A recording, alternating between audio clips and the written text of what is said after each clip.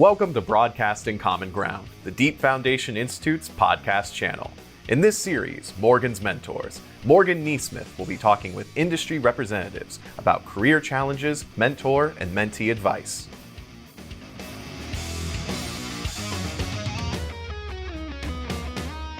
All right, welcome to DFI's podcast channel, Broadcasting Common Ground. I am Morgan Neesmith, and it is time to move the needle with our podcast on mentorship and careers in the deep foundation and engineering world. Now, sometimes in the past, we've gotten to talk to engineers that I particularly admire, and sometimes we've gotten to talk to people who are well regarded within the industry, and other times I've even gotten to talk to people that I've worked with and really enjoyed.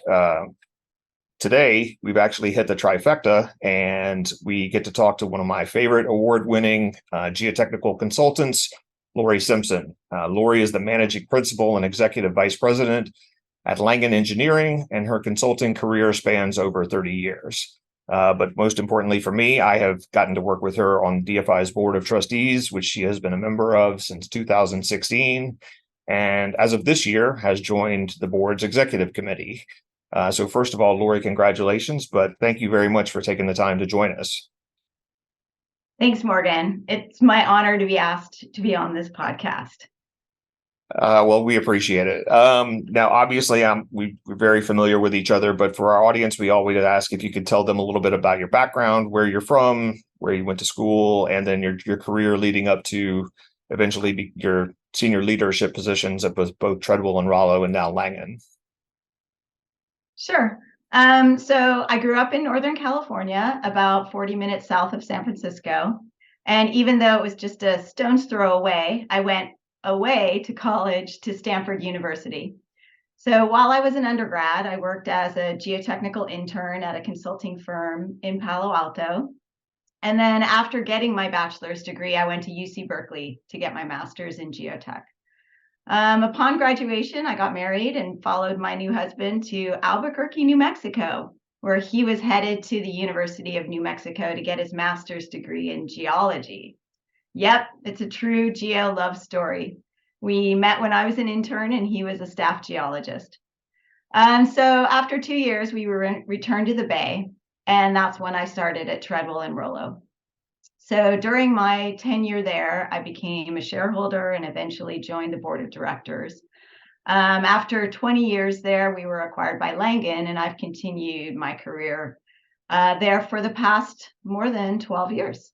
So I'm on Langan's executive committee, and I'm involved in the operational aspects of the firm, as well as overseeing, technical projects.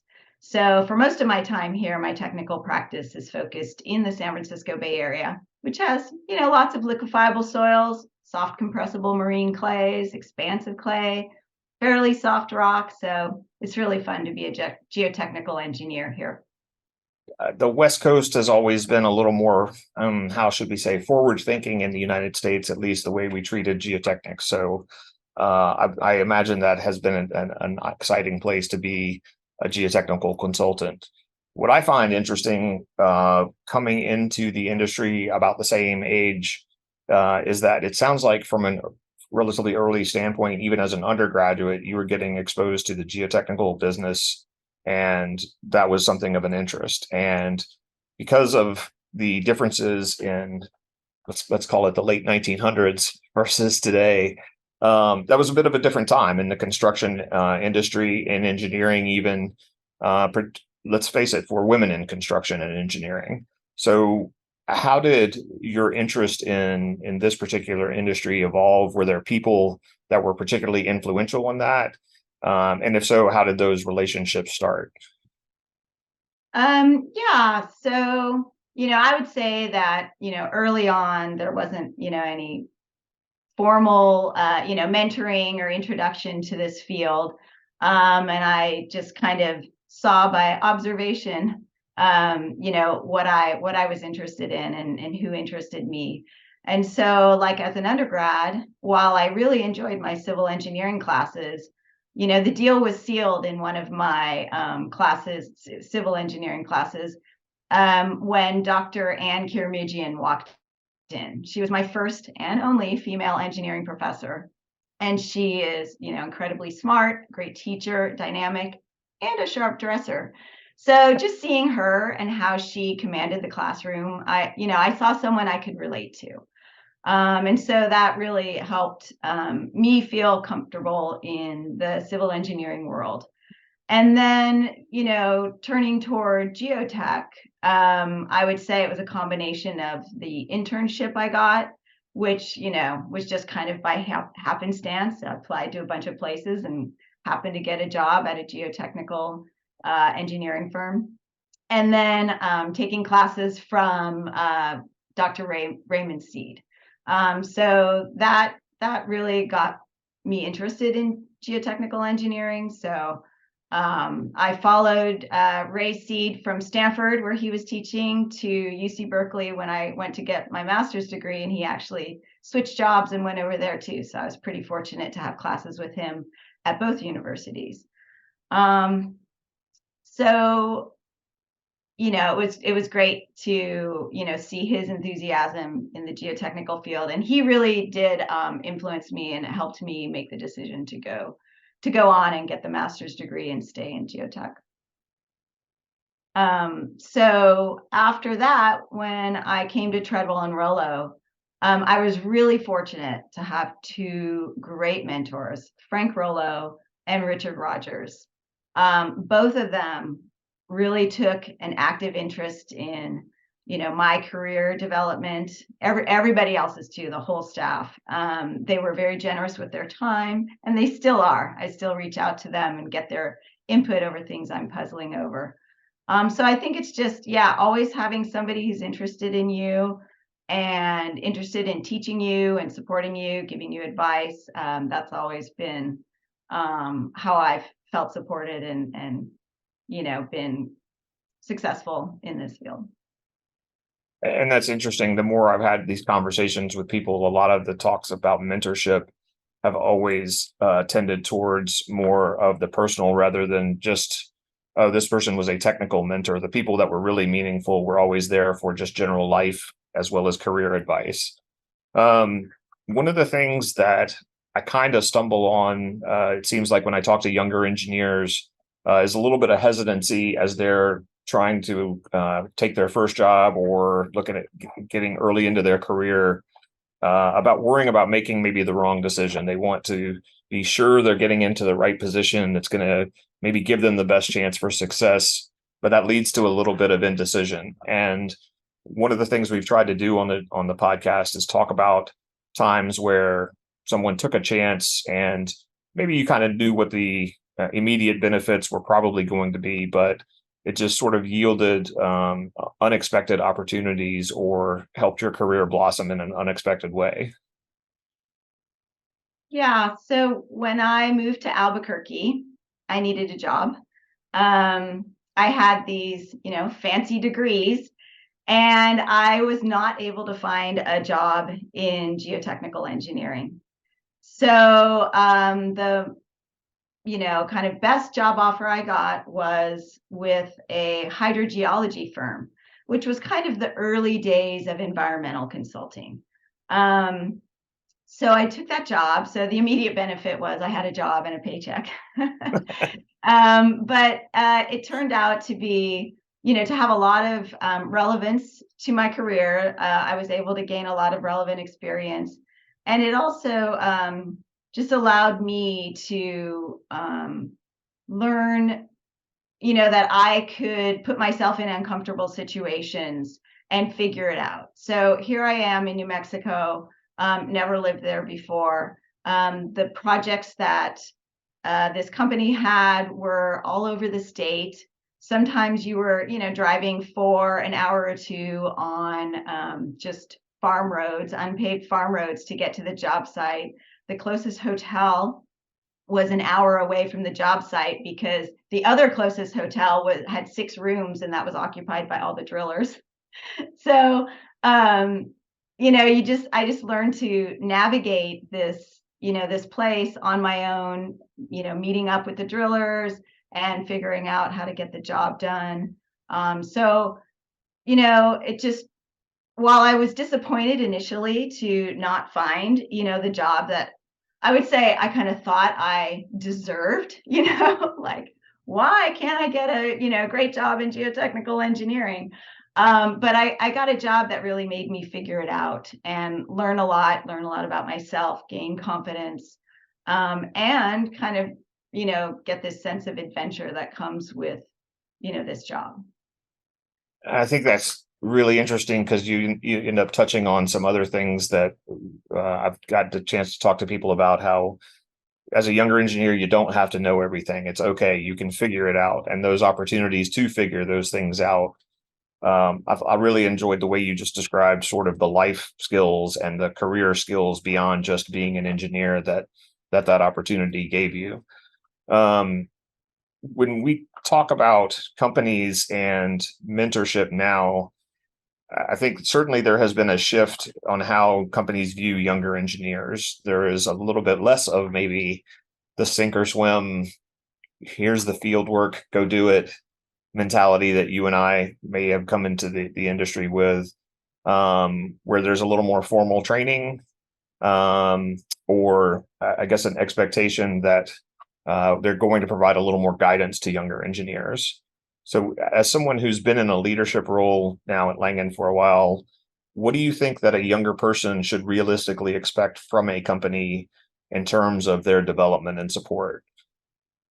Yeah, I absolutely think that they should expect the company to provide training and mentoring, formally and informally.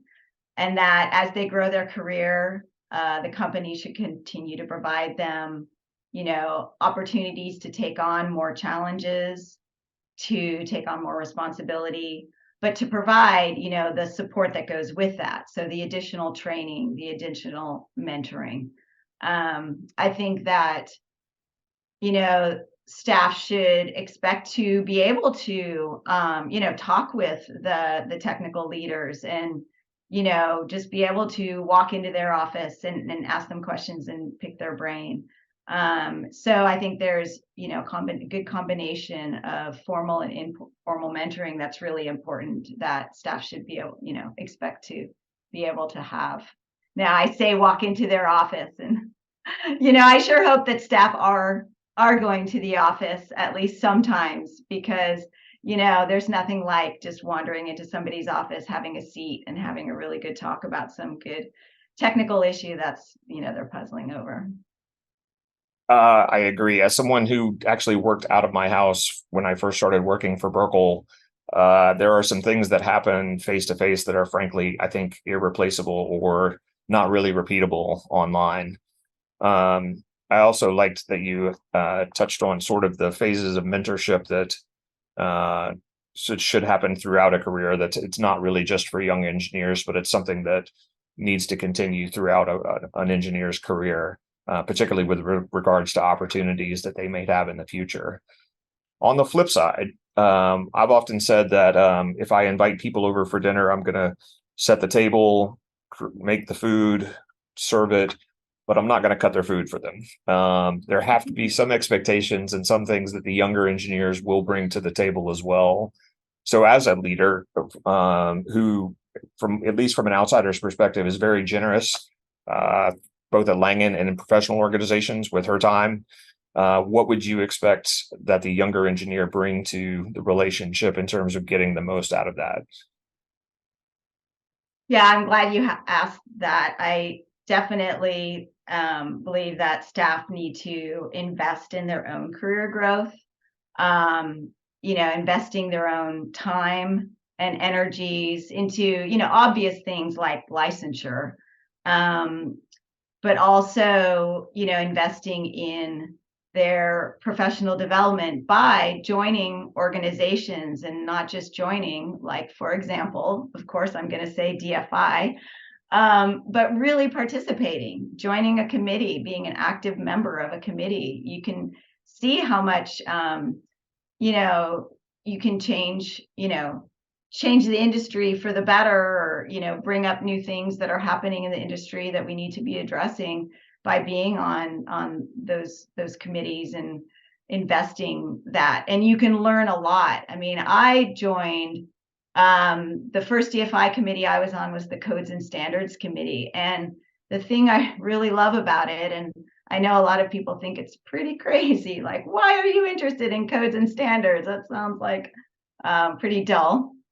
But I loved just the perspective of people from throughout the country.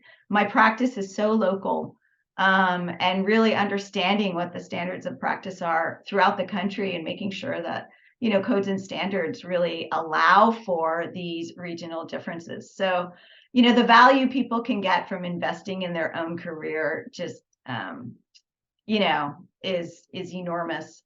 And I think that just specifically to their job, they really need to invest the time to learn and get better at what they do, take the feedback they're getting and go back and, redo that analysis or, figure out how to take it to the next step. Asking questions, wandering into that senior person's office and taking, the time to ask the questions. I think that, sometimes people feel that, someone like me is too busy or, just wouldn't make the time for them. But, that's what we're here for. So I think that these younger engineers really need to invest that time and energy into figuring out what they need to get better.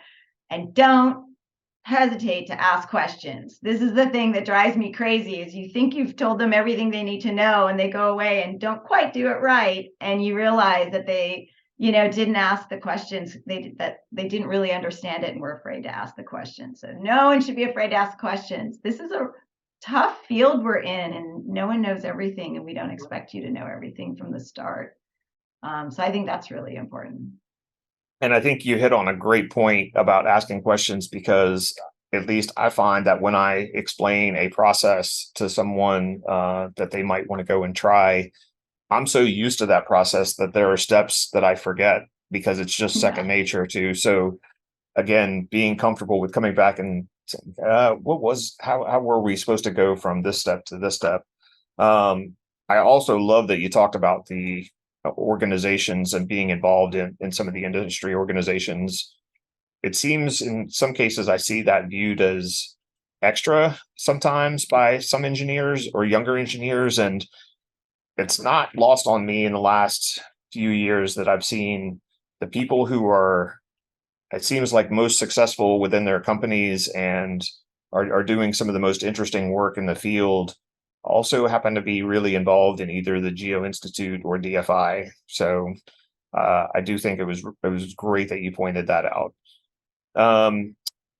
We have talked a little bit about mentorship and younger engineers. And one of the other, I guess, issues that I see with some younger engineers is worrying that things aren't always going to go to plan. DFI's very first podcast centered on surviving challenges, things not going according to plan. We've stopped using the term failure because I don't think that's even what we're talking about, but things that are unplanned or unexpected. So is there a time, we've touched on, you and I, about Treadwell and Rollo.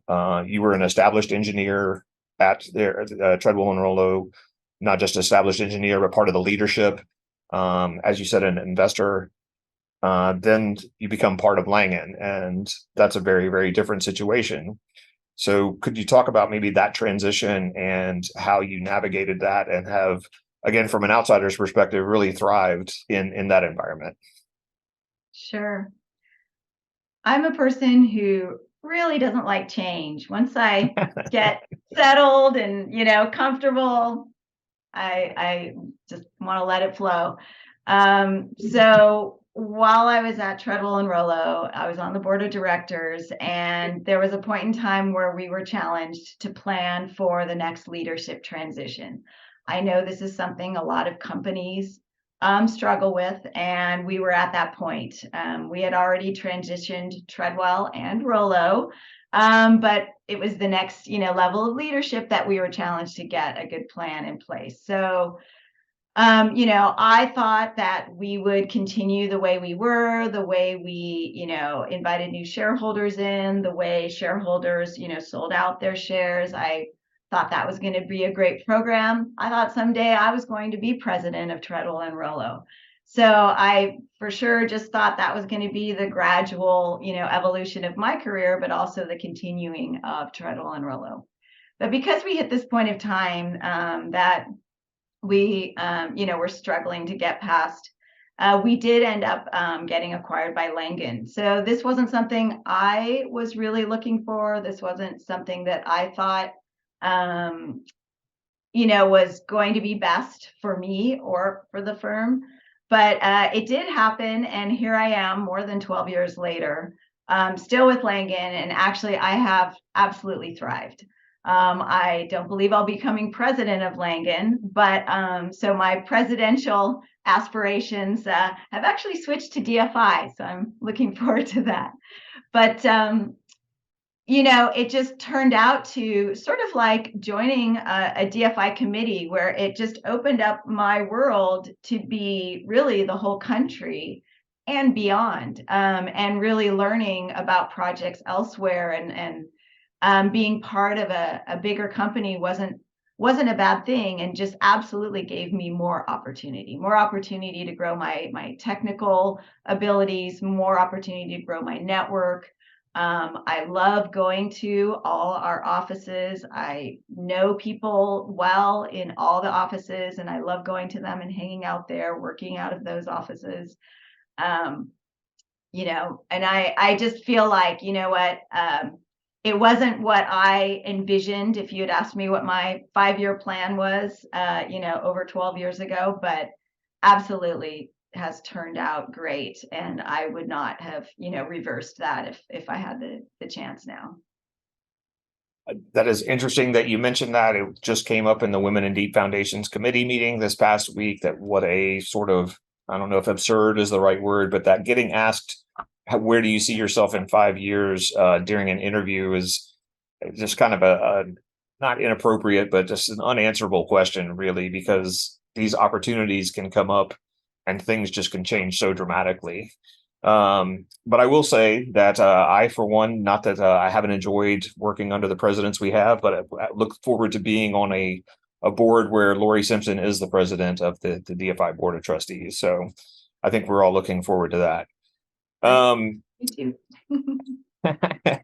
At this point, though, it's time for us to take a very brief break, and then we'll be back after this. Hey, students and young professionals. We hope you're enjoying this episode of Morgan's Mentors. DFI is thrilled to have you here.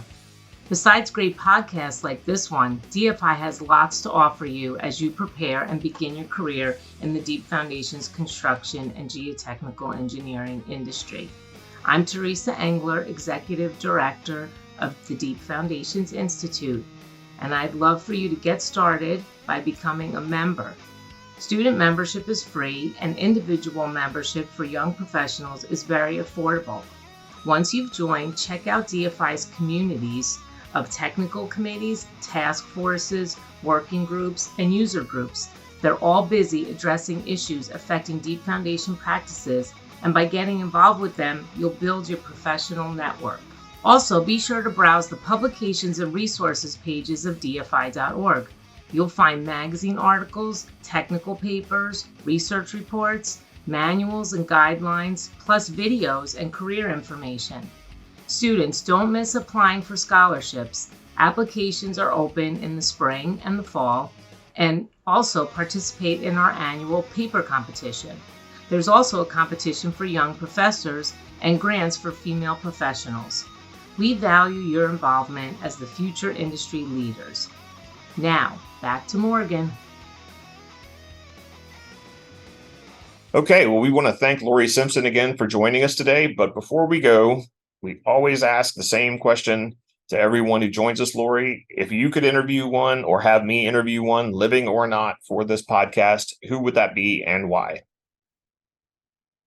Frank Rollo. And for many reasons. He is a great mentor, so I think it would be super relevant.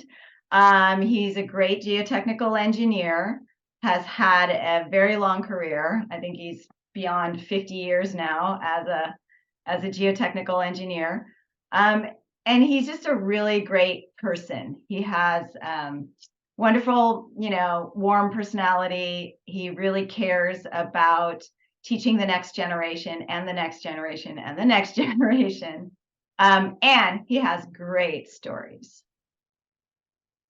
Always good. And this will be the first year that we will be able to get one of the people who was mentioned last season as someone's picked guest. We will actually be able to interview them this year. So we will keep that in mind actually for next year. I think that's a great choice. But thanks again, Lori, and again to our audience. Thanks again for all of you for listening, and we look forward for all of you joining us again for future episodes as we talk to more of Morgan's mentors. And until then, remember, the truth will send a ripple through your body. On behalf of DFI, we hope you enjoyed this episode. The views, information, and opinions expressed during Deep Foundation Institute's podcast are solely those of the individuals involved and do not necessarily represent those of DFI. DFI does not verify or take responsibility for the accuracy of the information contained, nor does it warrant that the information contained herein is suitable for any general or specific use. The podcast is available for private, non-commercial use only. Editing, modification, or redistribution of this podcast is prohibited. Thank you for your time. Keep on surviving.